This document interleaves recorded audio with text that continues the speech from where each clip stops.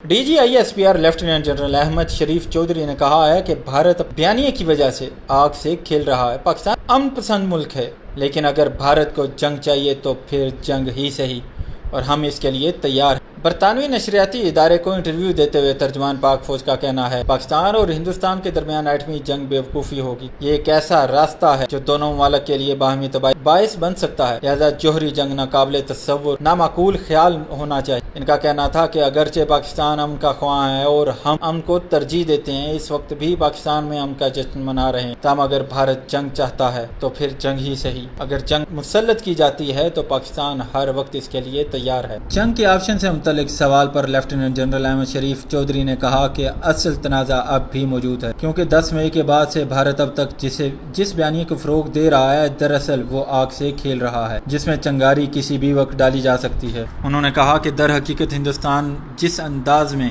ये बयानियाँ चला रहा है, इससे ज़ाहिर ये होता है कि वो अपनी दाखिली सियासत को बेहतर करने की कोशिश कर रहा है। एक सवाल के जवाब में DGISPR का कहना था कि पाकिस्तान और इंडिया दोनों एटमी रियासतें, इनके दरमियान फौजी तसादुम एक इंतहाई बेवकूफ़ाना बात है। उन्होंने कहा कि कुछ अरसे से भारत एक ऐसी सूरत हाल बनाने की कोशिश कर रहा है जहां फौजी तसादुम के लिए गुंजाइश पैदा की जा सके, और भारत की जानिब से कुछ सालों बाद एक झूठा बयानिया बनाने की कोशिश की जाती है, लेकिन ये बयानिया और तरीका अब पुराना हो चुका है। दुनिया अब जान चुकी है कि भारत का पहले दिन से मौक़िफ़ बेबुनियाद था। इनका कहना था कि हालिया हालात पर नजर डालें तो पाकिस्तान ने बहुत मोहतात रवैया अख्तियार किया और कशीदगी को बढ़ने से रोका। भारतीय दावे से मुतल्लिक उन्होंने कहा कि अगर शिद्दत पसंदी के किसी वाक़े में किसी पाकिस्तानी शहरी के मुलव्वस होने के सबूत मौजूद हैं तो हमें सबूत दिए जाएं, हम खुद इसके खिलाफ कार्रवाई करेंगे। एक सवाल के जवाब में उन्होंने कहा कि भारतीय हुकूमत में पहलगाम वाक़े से मुतल्लिक कोई भी सख्त सवालात नहीं कर रहा, कोई ये जानने की कोशिश नहीं कर रहा कि आखिर इतना बड़ा सिक्योरिटी लैप्स कैसे हुआ, और ना वो इन आवाज़ों को सुनने में दिलचस्पी रखते हैं जो जुल्म और ज़्यादती की बात कर रहे हैं। ये वाक़यात इसी नाइंसाफ़ी का नतीजा है जो वो खुद